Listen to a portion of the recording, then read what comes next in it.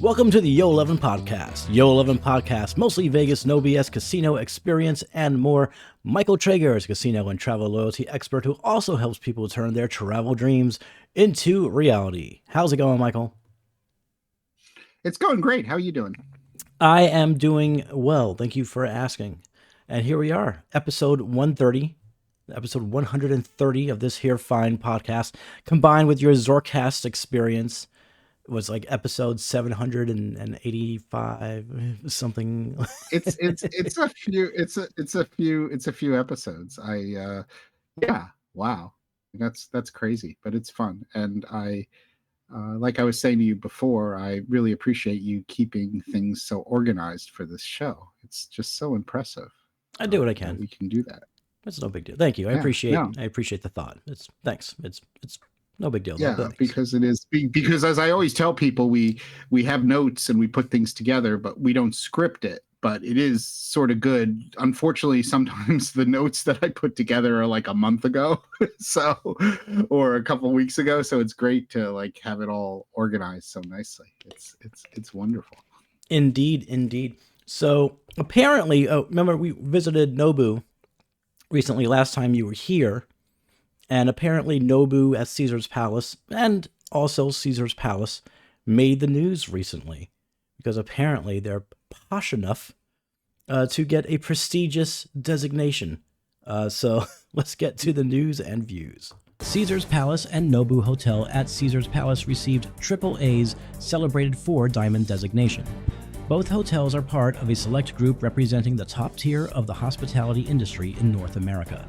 Roughly 1,750 hotels and 500 restaurants are featured on the AAA 4 Diamond list. Hotels at this level, about 7% of the nearly 23,000 AAA Diamond lodgings, are noted for their upscale style and amenities enhanced with the right touch of service. To earn the impressive AAA 4 Diamond designation, hotels and restaurants must pass a rigorous evaluation that includes unannounced in-person visits by AAA's expert inspectors. AAA Diamond Program hotels and restaurants are re-evaluated annually to ensure they provide the best experience for travelers and diners. Caesar's Palace features 3,980 guest rooms and suites, including the recently renovated Colosseum Tower rooms with classically inspired yet modern decor. The new Colosseum Flavian Sky Suites span nearly 3,000 square feet and offer 2 bedrooms with the option to add 2 connecting rooms.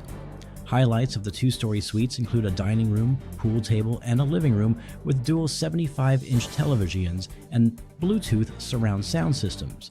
Butler service is available for guests staying in the Flavian Sky Suites. Additionally, Caesar's Palace is home to the world's first Nobu Hotel. The luxury boutique hotel within the larger destination resort offers 182 guest rooms and suites, including 2-story penthouses and a 300 square foot rooftop villa with an outdoor terrace boasting unmatched views of the Strip. Designed by Rockwell Group, the guest rooms have a modern residential feel with design inspiration from the Japanese art of repairing broken pottery with gold epoxy. Nobu Hotel guests can enjoy priority seating at Nobu Restaurant, as well as access to an exclusive in-room dining menu that offers Nobu's food. And that's going to do it for the news. And now for the views. Michael, what are your thoughts? That's pretty cool. I mean, a couple of thoughts I keep saying. You know, my number one thought is, who is Flavian? Yeah, right? I have no idea. Is he some like Greek god or something? Is it someone from like the world of Caesars? Maybe. Was he related to the real Caesar? Maybe some sort of a Roman warrior or army leader or something. I have no idea. It sounds kind of we could have looked pretty spicy name there though. Flavian. And it seems like it's, you see, that's a good word that looks like you can phonetically spell it pretty well. Yeah, it doesn't, no guessing required, just Flavian. I mean, we could ask the French guy. We can't. Yeah, that's right. I feel that's exactly where I was going. I don't have to ask the French guy about it. That's cool. What's so interesting to me, and maybe you are a little bit closer in on the nuance on this, but they seem to group Nobu hotels and Caesars together for this award. So they're treating it as one unit. Yeah, they are, because Caesars, they got it. The Nobu Hotel has the AAA 4 diamond status, but also so does Caesar's Palace, because Caesar's Palace has those Flavian suites. Flavian. They're Flavians. Those Flavian suites. And this other suite these other set of suites as well also have that designation. But I know that Flavian suites have a butler service. And the pictures that we saw was mostly of the Flavian suites. So yeah, Nobu Hotel gets it for them, but Caesar's Palace also gets it for one of their lines of suites that are outside of Nobu. So they both got them. Oh, so the designation doesn't mean all of Caesar's Palace, Right? Or does it? No. Oh. The Caesar's Palace basic room is not getting a Ford AAA 4 diamond status. Are we sure about that though?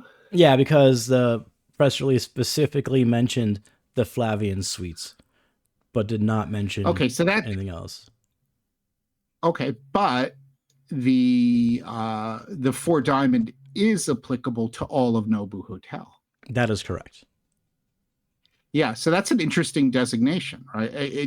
Interesting difference, right? If you think about it, because if you read it really quickly, which most people do, or don't really read into it, you would think, oh my goodness, Caesars is all 4 diamond and Nobu is all 4 diamond. So it seems that's PR for you, I guess. Yeah, exactly.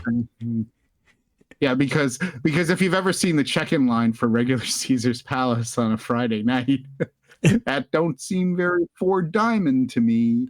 No, it does not.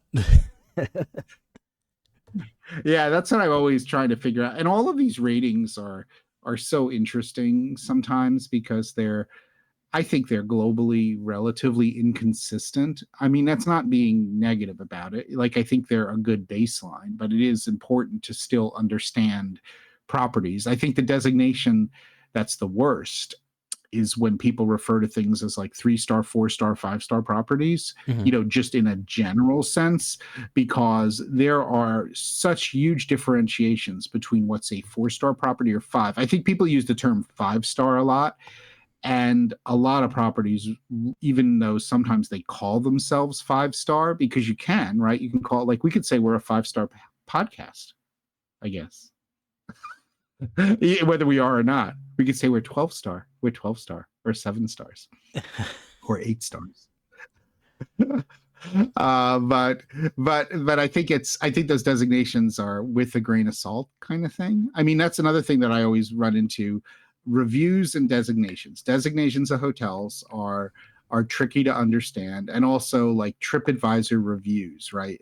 And I find, obviously, I think the designations like the AAA 4 diamond stuff is pretty good. Like, I don't think they're perfect, but I think they're good. Just like Michelin star ratings, I don't think are perfect.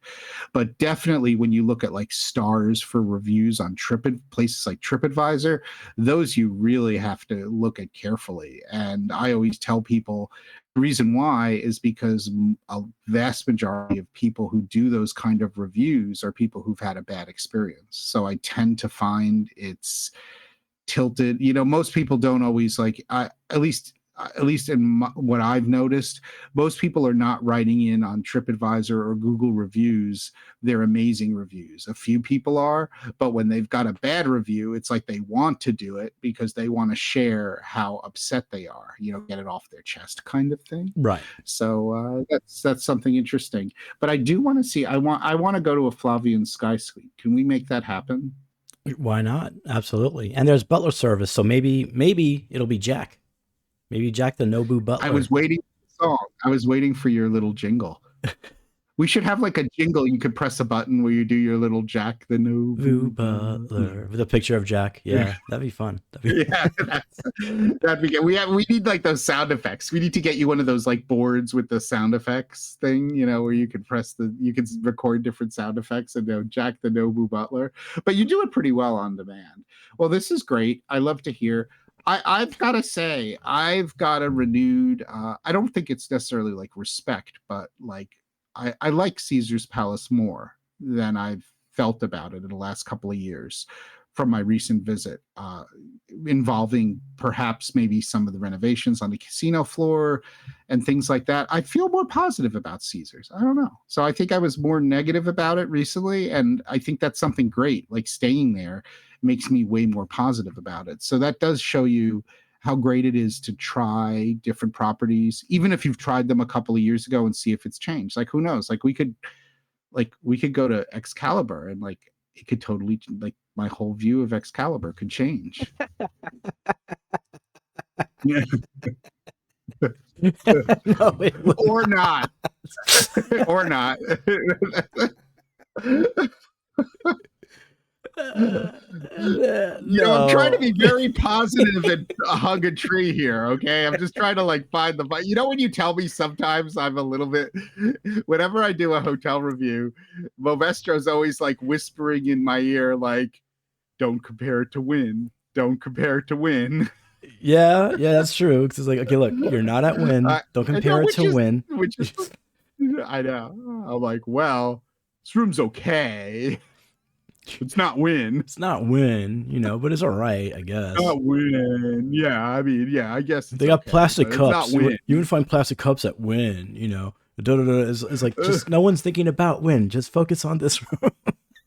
Yeah, no, I know. It's hard. It's like the brain keeps going back to Wynn. Like it always is going back to how many things that I think Wynn Las Vegas does correctly. And believe me, Wynn Las Vegas, if you ever want to sponsor a podcast, we're already saying all the good things about you already, and we'll say even more. Feel free to reach out to tips@travelzork.com. That's tips@travelzork.com. And we come pretty cheap. Just give us some steak tartare, caviar, and cocktails, and we're yours. We're totally yours. But we'll make sure we put a disclosure. Yeah, right. Per visit, not just one time. Like per visit, the caviar's got to happen. Per visit, caviar. Absolutely. Wow. So now there's like contract terms. Well, it's because every once in a while, somebody will say something snarky in a comment or send me a message. You're so biased towards this property because Travelzork Travel books that property. And I'm like, yeah, and we book a lot of other properties. And I hate to break it to you that, in the travel, like luxury travel business, you earn money that's commission that's based on room rate, basically. So you're earning the same commission amount for booking Excalibur or Cosmo or Wynn, pretty much so. So it's sort of funny. So that would make me biased to anybody who buys any hotel room from us, that I'm biased about hotel rooms. Yeah, I don't think that they get it, but for everyone at home, Michael Mason Trager is how you say bougie. And he has a preference when he goes to Vegas. He prefers Wynn. He just prefers what he feels at home at Wynn. I'm sure that any of us that visit Las Vegas or any city, often enough, we have a place that we think if you feel like home when we're there. For him, it's Wynn. And for him, the level of excellence is always going to be measured against Wynn. That's just how, even when he's in another country, he will compare the hotel he's at to Wynn. Trust me, I edit those videos. And he'll be like, well, it doesn't have this like Wynn. Wynn would do this. And I have to cut those things out because it's not a Wynn video. But yeah, he is just a Wynn fanboy. He's not getting any extra money for talking about Wynn. He just loves it that much. That's basically what's going on. Yeah, and the other thing about it, to be completely honest, and it's always my biggest fear in life when I love something so much, from a casino loyalty perspective, is never get married to a property, which is so hard because I feel like I'm like in a marriage with Wynn, and I really love that marriage. But from the casino, if you're just looking at it from a comp perspective and what you get for your casino action or casino play, this is one of the things that really, really depresses people after a while, right? I mean, because they get so, tied into a property and they love it so much, and then their comp offers aren't as good and their room offers aren't as good, and they feel so let down. So in order to optimize casino loyalty, you really have to not get married to a property. But I will readily admit, until Win kicks me to the curb in a major way, because my offers have recently gone down. uh, I'm gonna keep the marriage going. I might need some marriage counseling, but I'm keeping that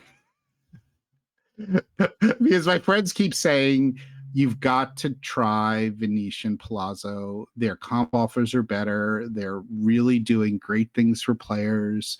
And I keep saying, yeah, but I want my Win. And right now I want my Vegas visits to be Win and some other property that I don't regularly go to. So maybe I'll get to Venetian Palazzo. Maybe you should do a one night stay and try it on for size, take advantage of everything they have, see how it goes. I mean, it's my preferred property, Venetian Palazzo. It was my first love. So when I first came to Vegas, my first Vegas trip was at Venetian.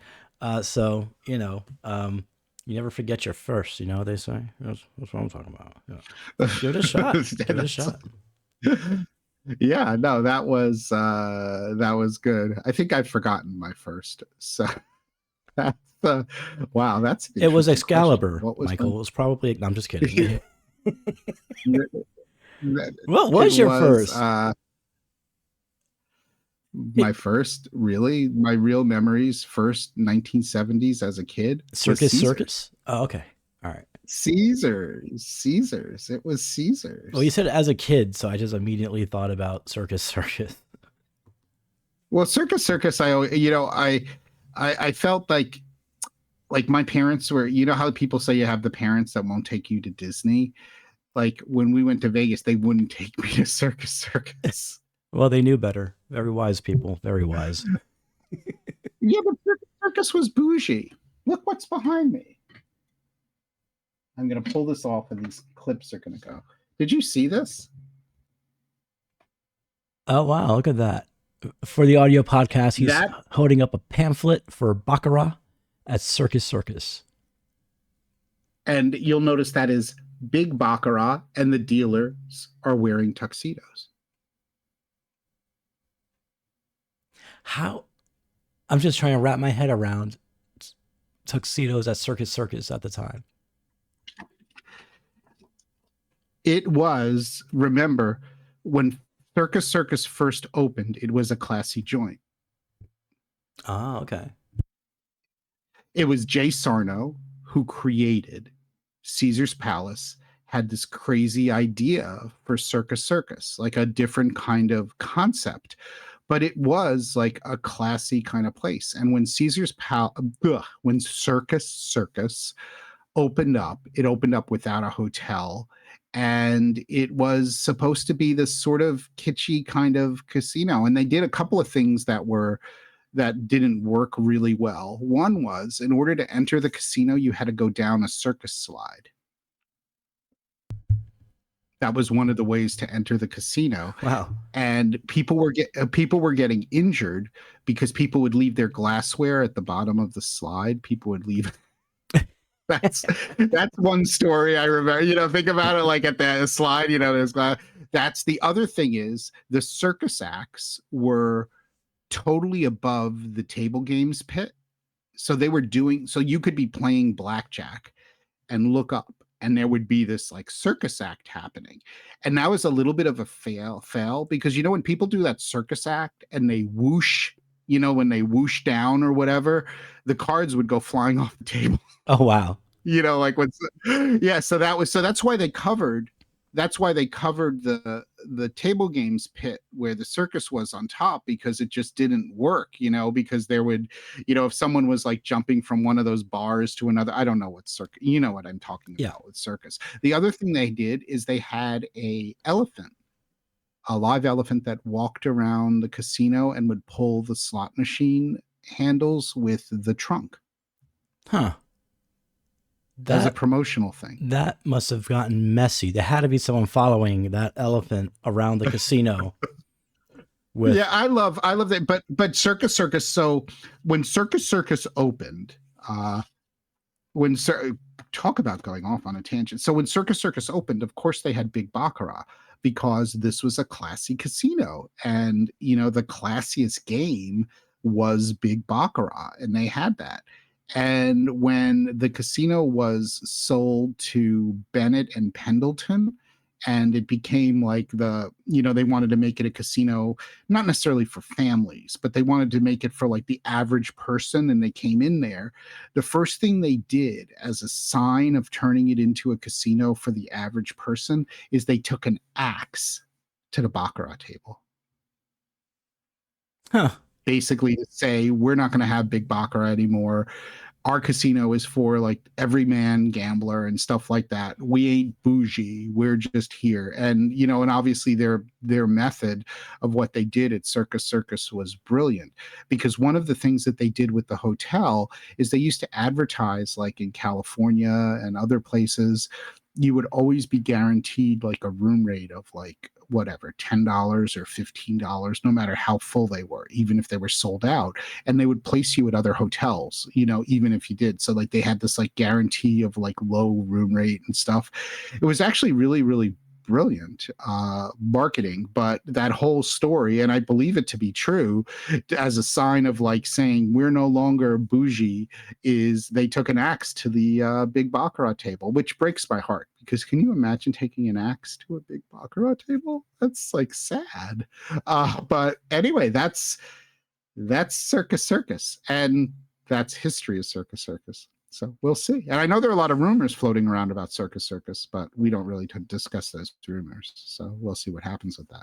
I feel like I should have played this before we started talking about Circus Circus, because this episode became about that. So I'm going to go ahead and play the history intro.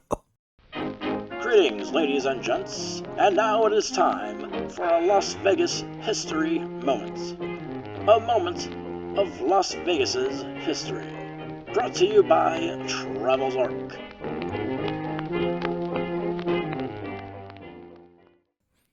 How to get that in there, man? How to get the Vegas history thing in there? Because I mean, this has become a Vegas history episode. But it's all good. So I had no idea that Circus Circus was considered bougie. I mean, I don't think it was described that way in Fear and Loathing, if I'm not mistaken. It was didn't really come off as bougie in Fear and Loathing. Well, I think a couple of things, and one, I didn't prepare for this at all, so I don't have exact timelines on everything. But I think also part of it is like the world. Like people didn't really refer to things as bougie the way we do in the late 60s and early 70s. I think people considered things posh, but maybe they didn't really talk about it the way we do now. Obviously, no social media, so there was nothing you were doing for the gram and things. So it was a much different kind of world. I will say the baseline of Las Vegas was always, amazing value, but it also was very high service and high standards at all of the hotels. And that's a really good point to make, because it was a different world and a different business, just like, flying on airlines was different, back in the 60s and 70s. Yeah. So like, take, for example, Plaza or Flamingo, which was the Flamingo Hilton in the 70s. Those properties all had really good room service. Like, have you seen the Plaza's room service menu? I mean, that was pretty kick-ass. And the same for, I know you are a fan of Flamingo, and I'm sort of a fan of the Dirty Bird too. I mean, all these properties had really good full service. They all had glassware. That's and it was just a different kind of world. So I think, when Circus Circus I mean, obviously Circus Circus wasn't making money. One of the reasons why they didn't make money early on is because they didn't have a hotel. Mhm. Also, the idea was crazy. People don't really want circus act. I don't think in general people really wanted circus acts above them. Another thing you want to think about is back then, those midway circus acts that were above the casino that you can go to today. I mean, the midway is there, carnival games. They were all run pretty much so independently, and a lot of them weren't necessarily that honest. They were like, when you go to a carnival and they have that thing where you got to throw the ring, and to get the big prize you got to throw the ring and it's got to fall on the top of a bottle, and Right. there's like two bottles, so it's like it's like impossible to do it. Or those basketball things where the rim is actually smaller, so it's impossible to make the baskets. Yeah. So a lot of those midways were like that. So they were sort of rigged midway games where you couldn't win the biggest prize easily, which is quite standard. I don't think it's that way. I mean, now the midway games, it's more standardized. So I always thought, and this has been mentioned before, I didn't get this idea. It's pretty bad that you've got midway games on your midway for your kids to play, where they're basically ripping off your kids in a casino where you're trying to say we're giving you a fair gamble. Yeah. You're trying to say, oh, come gamble here. You can win. You'll win at blackjack. You can win, because all casino. I mean, why do people go to casinos? Well, people go, I mean, fundamentally, why do people gamble? People gamble because they want a chance to win. So the fact that you had these midway games that were ripping people off because they were impossible to win, and then you're trying to attract people to your casino for a good gamble, seems to be at conflict to me. I mean, a little bit. I agree. Yeah, it's not a good mix. It's not, and they still have plenty of those games, because I remember I was there within the last 6 months, and I remember walking all throughout the property, and I remember just there's a whole section of carnival games, man, just a whole section, and it was just like, man, they're like ripping off these kids with these carnival games, because there's Mark Rober did a video about carnival games on how to actually win.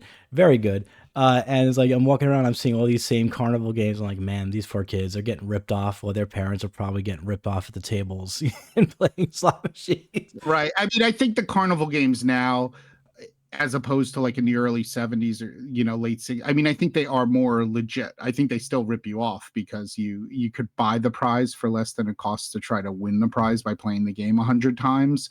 But back then they were truly ripping you off. And by the way, if you watch one of my favorite Bond movies, Diamonds Are Forever, which happens to take place, two of the locations where it takes place are in Amsterdam, Netherlands, and Las Vegas, and they've got some great Las Vegas scenes. Jay Sarno has a cameo in the scene about Circus Circus. He's the guy who's the ringmaster for this attraction, because they used to have like different attractions, like see this person transform, or the ugliest person, like carnival stuff, like the tallest man in the world and that kind of stuff. But Jay Sarno actually has a cameo in Diamonds Are Forever, in that. And remember, Diamonds Are Forever, came out in the early 70s, and Circus Circus was relatively new in the early 70s. So if you really want to see a little bit about what Circus Circus looked like, that was from there. So I think that's pretty cool. But that's a great movie. But I do think like this kind of concept, this concept that they came out with, and it was Bennett and Pendleton, I think are the names off the top of my head, that, a casino for everybody, like the regular gambler. It's not just for people who play high limits, and it's not overly posh and that kind of thing. And I think they had a lot of things. They also had they had this like all you can drink beer garden. Did you ever hear about that? I did not. So they had this all you can drink beer garden, but it had no bathroom. Wow. So I think it's ill-conceived. It's like, we will let you stay here and drink as long as you want, but there's absolutely no I mean, if you have to leave to go to the bathroom, then you can't get back in, or you have to pay. You know, that's kind of brilliant when you think about it. That's brilliant. Well, it's brilliant until someone takes a cup under the table and urinates in it. Oh God, yeah, and then sits it on the bar. Advantage players, they think there's somebody going, I'm an advantage player. They're not going to get me here with this bathroom thing. I've got a big bladder, but you know what? Oh, that's gross. And then they just sit it on the bar casually and move it away from them a little bit. Yeah, but they had a lot of interesting, I think it's like the lost history of Vegas, and all of these different stories that I've picked up over the years, which I believe are true, are from reading different Vegas history things. So they're not all in one place, but it's relatively brilliant. But I think what they did was brilliant because they enticed people to come to Las Vegas and realize that Las Vegas is for everyone. You don't have to be rich to come to Las Vegas. Everybody should come to Las Vegas. Everyone in the country should come to Las Vegas. You're going to get great prices on food. You're going to get gambling. You're going to get entertainment. And, it's not just for the bougie bitches who can afford to stay at the Desert Inn or Caesar's Palace or Sands. We've got a place which is going to really actually give you a better experience than anywhere else in the country. And you won't have to be paying, the prices that those properties were charging, which, relatively probably if we converted dollars was not bad. But obviously the difference in price between staying at Caesar's Palace and staying at Circus Circus, when they took over and they had this policy, was a big difference. So I think it's brilliant. I mean, I think it's a great thing. And I think it's something that lasted forever in Vegas as a super value destination. I still think Vegas is very much a value destination comparative to a lot of other places in the world. I know people don't like to hear that because they like to say, oh, I'm not coming back to Vegas. It's too expensive. It's all of these kind of things. But I think comparative to a lot of places, you still get a lot more bang for your buck. And where else in the world can you be served the kind of lemon drops that you get for free on the casino floor at Wynn Las Vegas? Dun. You knew I was going to get Wynn in there. Of course, you had to bring it back to Wynn. It all goes back to Wynn. It was a fantastic lemon drop, though. Absolutely, 100% agree on that. All right, so before we get going, is there anything on your mind or anything you want to share? No, that's about it on my mind. I am thinking. What's been on my mind a little bit, with Valentine's Day coming up, is thinking about like those special romantic destinations that you go to in Vegas. So I'd like people to think about that and share that if they could. But also more so even, I want to know what Movestro's favorite places are, because I do think there are some places which are not valued as much as they should be. And one of them would be like the restaurant on top of Paris on the Eiffel Tower, right? I mean, didn't we recently go there? Yeah, we did. Right after ZorkFest. And I know there's the tables over by the windows are typically where a lot of proposals tend to happen. But they do tend to market it as one of the most romantic views in all of Las Vegas. And I thought the experience was great. And by the way, those tables by the window now, I think they mostly charge for. You have to pay to guarantee those tables by the window, I think now is a new, Caesars, they figure out a way to do it. But I had never, a lot of times I was like, Eiffel Tower restaurant, that's ridiculous, but honestly, I thought like, this has a little bit of that OG charm. That was great. And I mean, maybe we got super lucky, but I've been there a few times and I thought our server was great too. So I think that's great. And I think Vegas has so many of those kind of places, more than any other city. So I'm hoping to talk about some of that and like get you thinking about the most romantic or like sort of special date night places to go to in Las Vegas. All right, I'll see what I can find out, and I'll whip up an article on that, no doubt. And that's going to do it for this episode. Luxury travel booking, travelzork.travel. Visit us at travelzork.travel to plan your next amazing vacation, not just to Las Vegas, but to anywhere in the world. And be sure to join the conversation. All social medias are @TravelZork. We'll see you next time.